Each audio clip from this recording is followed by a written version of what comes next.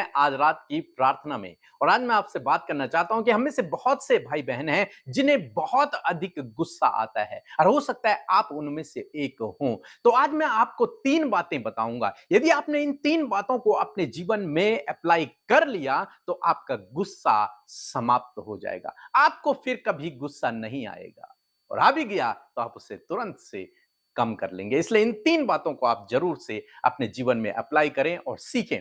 तो पहली बात क्या है? पहली बात है आत्म नियंत्रण करना।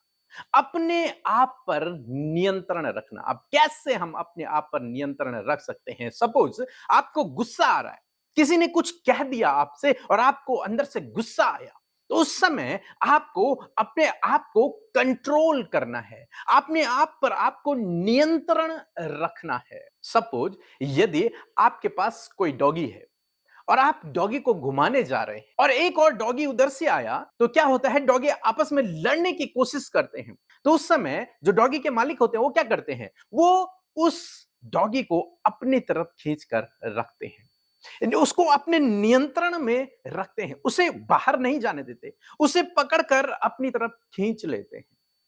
और वो कितनी भी कोशिश करता है लेकिन वो दूसरे डॉगी को काट नहीं सकता या फिर दूसरे व्यक्ति को काटने नहीं जा सकता, क्योंकि उसकी जो लगाम है वो किसके हाथ में है? मालिक के हाथ में। वो उसे नियंत्रण कर रहा है।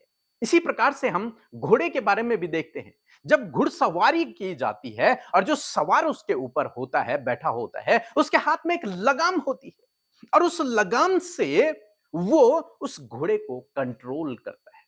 अब घोड़े के अंदर चाहे कितनी भी ताकत है, कितनी भी तेज भाग रहा है, लेकिन लगाम उस व्यक्ति के हाथ में है जो उसके ऊपर बैठा हुआ है। वो उसे जैसे ही खींचेगा, घोड़ा रुक जाएगा। अब घोड़ा ताकत मारेगा लेकिन कंट्रोल करने वाला उसके ऊपर बैठा हुआ है, वो खींच लेता है। इसी प्रकार से आत्म नियंत्रण करना है। आपको गुस्सा आ रहा है अंदर से, आपको कुछ बोलने का मन कर रहा है, आपके मुंह से कुछ अपशब्द निकलने का मन हो रहा है, आपको उसे मारने का मन हो रहा है, लेकिन ऐसे समय में आपको अपने आप को नियंत्रित करना है। अपनी इस भावना को आपको नीचे दबाना है। और भी हम इसके विषय में सीखेंगे आने वाले दिनों में। फिलहाल आपको यह समझना है कि पहला काम जो आपको करना है वो है आत्म नियंत्रण करना है। और इसके लिए आपको परमेश्वर की सहायता को मांगना है, क्योंकि परमेश्वर का वचन हमें सिखाता है। गलतियों की किताब उसका 5 अध्याय 22 और 23 पद यदि आप पढ़ेंगे तो वहां पर कुछ इस प्रकार से लिखा है।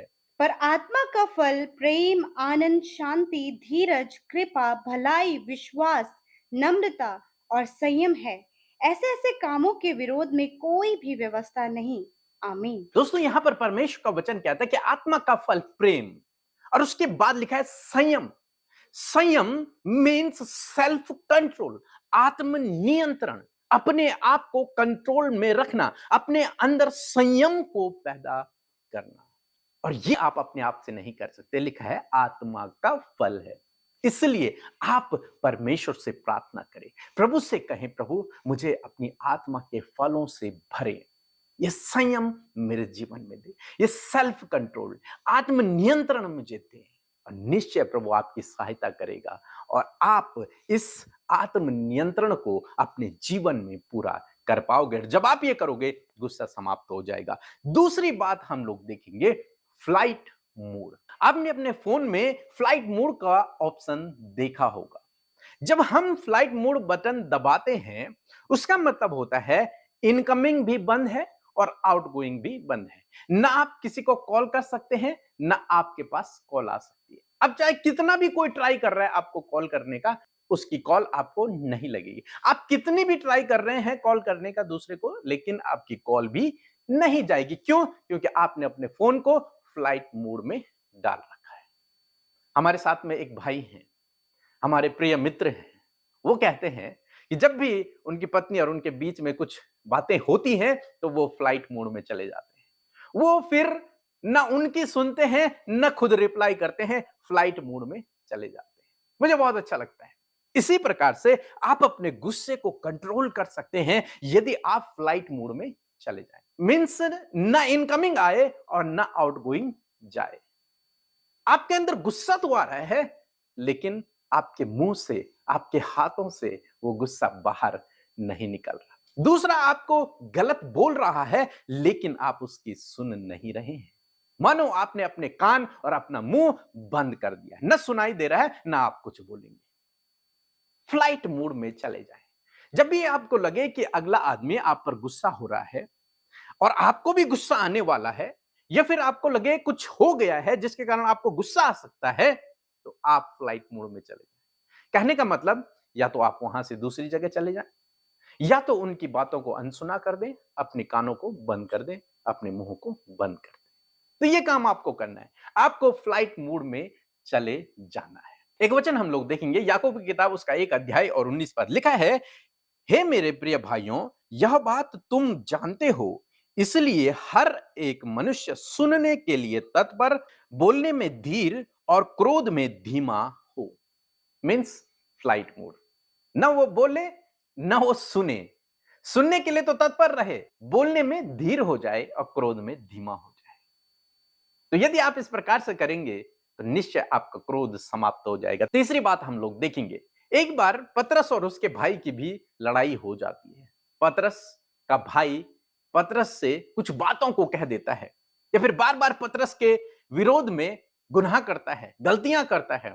पतरस यीशु मसीह के पास आता है, कहता है, प्रभु, यदि मेरा भाई मेरे विरोध में पाप करे तो मैं उसे कितनी बार माफ करूं? क्या 7 बार? यीशु मसीह उत्तर देते हैं, नहीं, 7 के 70 गुने बार उसे माफ कर। यदि तेरा भाई तेरे विरोध में पाप करे, गलत काम करे, तो तुझे उससे लड़ना नहीं है, तुझे उसको मारना नहीं है, तुझे उसको क्षमा करना है। पर कितनी बार? 7 के 70 गुने बार। मीन्स हमेशा उसे माफ करना है। प्रभु यीशु मसीह की शिक्षा बहुत अलग है। हमेशा उसे माफ करना है, क्योंकि प्रभु यीशु मसीह ने सबको माफ किया। प्रभु यीशु मसीह ने गुस्सा नहीं किया क्रूस पर, श्राप नहीं दिया किसी को, माफ कर दिया। तो ये 3 काम यदि आप अपने जीवन में करेंगे तो निश्चय आपका गुस्सा समाप्त हो जाएगा। पहला काम, आपको आत्मनियंत्रण करना है, सेल्फ कंट्रोल करना है। दूसरा काम, आपको फ्लाइट मोड में चले जाना है, ना आउटगोइंग ना इनकमिंग। तीसरा काम, आपको क्षमा करना है।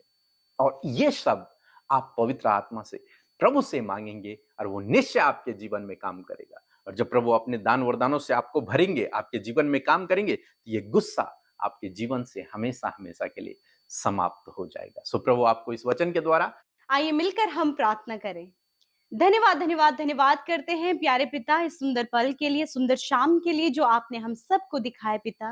प्यारे प्रभु, आज देश विदेशों से परमेश्वर जितने भी भाई बहन हमारे साथ में इस संगति में शामिल हैं, प्रभु धन्यवाद, एक एक के मन को तैयार किया पिता कि हर एक जन प्रभु आपकी संगति में आए प्रभु जी, और वो फेलोशिप में बना रहे। मैं धन्यवाद करती हूँ पिता आपके लोगों के लिए प्रभु, जिनसे आप प्यार करते हैं, जिन्हें आपने चुना है, जिन्हें आपने माफ किया, जिन्हें आपने परमेश्वर अपने राज्य का नागरिक बनाया। परमेश्वर, मैं धन्यवाद करती हूँ कि हम सब मिलकर प्रभु इस संगति को कर पा रहे पिता, जिसमें कि प्रभु ये सबसे अद्भुत और उत्तम बात है कि प्रभु अपने वचन के अनुसार आप हमारे साथ में हैं। आपका पवित्र आत्मा जो सहायक है वो हमारे साथ सदा के लिए है। हम आपका धन्यवाद करते हैं। हर एक डिस्टर्बेंस को, हर प्रकार की नकारात्मक बातों को इसी वक्त यीशु के नाम से कैंसिल आउट करते हैं। प्रभु यीशु के नाम से हर एक दुष्ट के कार्य नष्ट हो, यीशु के नाम से हर एक डिस्टर्बेंस नष्ट हो, यीशु नासरी के नाम से हम आज्ञा देते हैं। प्रभु धन्यवाद।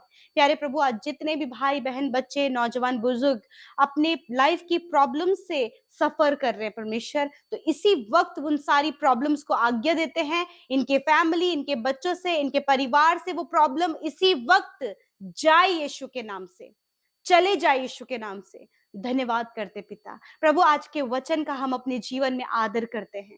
सच में मेरे प्रभु, दिन भर के एक एक क्षण में, एक एक पल में परमेश्वर आपने हम सबको संभाला, सुरक्षित रखा, दुर्घटनाओं से बचाया, खतरे मुसीबतों से बचाया। आज सुरक्षित प्रभु हम अपने घरों में रहकर प्रभु जी पिता, जहां कहीं भी तेरे बेटे बेटियां, वहां प्रभु आपने हर एक जन को सुरक्षित रखा है पिता। इस बात के लिए तेरा धन्यवाद करते हैं अब्बा। मेरे प्रभु जी, आज जितने भी लोग बीमार हैं या फिर दुर्बल हैं, कमजोरी में हैं, इसी वक्त यीशु के नाम से अच्छे स्वास्थ्य को हम उनके लिए मांगते हैं और बीमारियों को कहते हैं इसी वक्त जाओ, यीशु के नाम से। प्रभु यीशु के नाम से हर एक बीमारी, दर्द, तकलीफ, घाव, चोट, infection, allergy, tumour, ulcer, paralyse, हर एक बीमारी को आज्ञा देते हैं, जाओ यीशु के नाम से हम आज्ञा देते हैं। बीमारी को नष्ट होने की आज्ञा देते हैं, बैक्टीरिया को इसी वक्त नष्ट होने की आज्ञा देते हैं, हर प्रकार के बीमारी के सिम्टम्स को इसी वक्त नष्ट होने की आज्ञा देते हैं, अंदरूनी अंगों को चंगा होने की आज्ञा देते हैं। यीशु के नाम से चंगे हो जाओ,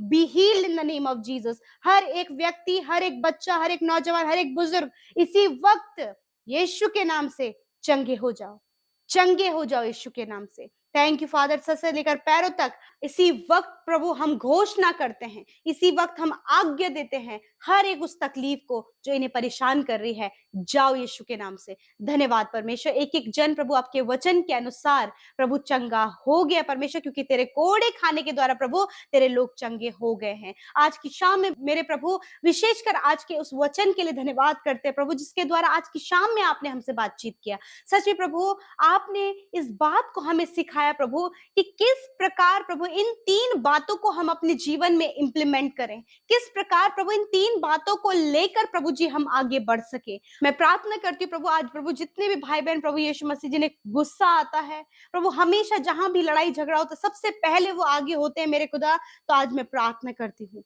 यीशु नासरी के नाम से प्रभु आप उन्हें सेल्फ कंट्रोल दें। यीशु के नाम से गुस्सा करने की आदत, झगड़ा करने की आदत इसी वक्त हम आज्ञा देते हैं, जाओ इनके जीवन को छोड़कर। यीशु के नाम से हम सेल्फ कंट्रोल को इनके लिए प्रोक्लेम करते हैं, सेल्फ कंट्रोल हो यीशु के नाम से। धन्यवाद करते पिता, जितने भी भाई बहन मेरे परमेश्वर पिता इस समय मेरे पिता बहुत सी बातों को लेकर चिंतित, व्याकुल, परेशान, घबराए हुए, बेचैन हैं, इसी वक्त वो बेचैनी, घबराहट, व्याकुलता, हर प्रकार की टेंशन, हर प्रकार के नेगेटिव थॉट्स को आज्ञा देते हैं, इसी वक्त इन्हें छोड़कर जाओ यीशु के नाम से। धन्यवाद करते प्यारे परमेश्वर, मैं दुआ करती हूँ परमेश्वर पिता, जो पिता परमेश्वर प्रभु हमेशा प्रभु ऐसे माहौल में रहते हैं प्रभु, जब परिवार का और ऐसे सिचुएशन क्रिएट होती है प्रभु, जब लड़ाई झगड़े का, आप आपस में लड़ने का, आपस में एक दूसरे को दोष लगाने का, दूसरे के विरोध में प्रभु कुछ बोलने के लिए प्रभु जब ऐसा सिचुएशन क्रिएट होता है परमेश्वर, मैं दुआ करती हूँ कि आपके लोग ऐसे समय में परमेश्वर पिता मेरे पिता बोलने में धीर और क्रोध करने में धीमे होने पाए। यीशु के नाम से इस वचन को प्रोक्लेम करते हैं कि तेरे लोग प्रभु गुस्सा करने में और प्रभु किसी के विरोध में बोलने में प्रभु यीशु फ्लाइट मोड में जाने पाए पिता परमेश्वर, कि प्रभु वो अपने आप को कंट्रोल करें और फ्लाइट मोड में जाएं, क्योंकि पिता परमेश्वर तेरा वचन कहता है, तेरा वचन याकूब 1:19 को हम प्रोक्लेम करते हैं, यीशु के नाम से बोलने में, लड़ाई करने में, दूसरों को अपशब्द कहने में तेरे लोग धीर हों और गुस्सा करने में धीमे होने पाए। धन्यवाद करते प्यारे परमेश्वर, इसी प्रकार हर एक गुस्सा, लड़ाई झगड़ा इसी वक्त हम आज्ञा देते हैं, जाओ इन्हें छोड़कर यीशु नासरी के नाम से। जो भी भाई बहन बहुत ज्यादा परमेश्वर पिता हाइपर होते हैं पिता परमेश्वर प्रभु, शॉर्ट टेम्पर है प्रभु, यीशु के नाम से हम आज्ञा देते हैं आपके आत्मा के फल उनके अंदर आए। यीशु नासरी के नाम से हर एक जन जो आप पर विश्वास करता है, आप पर विश्वास करता है और प्रभु ऐसे सिचुएशन से होकर गुजर रहे हैं, आपके आत्मा के फल, संयम परमेश्वर इनके अंदर होने पाए परमेश्वर पिता, यीशु के नाम से पिता हम आज्ञा देते हैं। धन्यवाद करते प्यारे प्रभु जी पिता, आज की शाम में मेरे प्रभु जी जितने डरते हैं, घबराते हैं, जिन्हें डरावने विचार आते हैं, पैनिक अटैक है, इसी वक्त हम आज्ञा देते हैं इन्हें छोड़कर जाओ यीशु के नाम से। बुरे सपने, बुरे ख्याल, मृत्यु के विचार इसी वक्त जाओ, नींद आने की समस्या इसी वक्त जाओ यीशु के नाम से। प्रभु अच्छी नींद आप इन्हें दे, ताकि प्रभु कल का दिन तेरे साथ में देखकर तेरी महिमा को करें। जितने लोगों ने अपनी प्रार्थना विनतियों को आज की शाम में हमारे साथ मिलकर प्रभु आपके सम्मुख रखा है, अपनी फैमिली के लिए, अपने जॉब के लिए, अपने लाइफ पार्टनर के लिए, अपने बच्चों के लिए, अपने mentally and physically and spiritually life के लिए परमेश्वर, अपने स्पिरिचुअल ग्रोथ के लिए प्रभु, अपने शरीर की बातों के लिए परमेश्वर पिता, मैं दुआ करती हूँ इसी वक्त तेरे लोग परमेश्वर हर प्रकार की नेगेटिव बातों पर विजय पाए और प्रभु आपके लोग सफल होने पाए यीशु के नाम से, यीशु के नाम से। थैंक यू फादर लॉर्ड, जितनों ने प्रार्थना की है धन्यवाद, उनकी प्रार्थना सुनी, उत्तर हाँ आमीन में दिया। आज की शाम में मेरे परमेश्वर पिता हर एक को आपने तैयार किया, हर एक को प्रिपेयर किया और हर एक को परमेश्वर अपने वचन के द्वारा आपने सिखाया प्रभु कि किस प्रकार तेरे आत्मा के फल वो अपने जीवन में प्रभु अप्लाई कर सके, इंप्लीमेंट कर सके। थैंक यू फादर, धन्यवाद, आपने प्रार्थना सुना, उत्तर हाँ आमीन में दिया। जितनों ने अपनी प्रार्थना YouTube comment, Instagram, Facebook, Telegram में और फोन कॉल के माध्यम से प्रभु भेजी हैं। प्रभु हम हर एक विनती को आपके आगे रखते हैं और धन्यवाद पिता, आपने उनकी प्रार्थना सुना, हर एक को छुटकारा दिया। यीशु के नाम से दुष्ट आत्माएं इनके जीवन से चली जाए, कर्जे, हर प्रकार की प्रॉब्लम इसी वक्त इन्हें छोड़कर जाओ, हम आज्ञा देते हैं। थैंक यू जीसस, आपका धन्यवाद, आपने प्रार्थना सुना, उत्तर हाँ आमीन में दिया। यीशु के नाम से विनती मांगते हैं, आमीन आमीन और आमीन।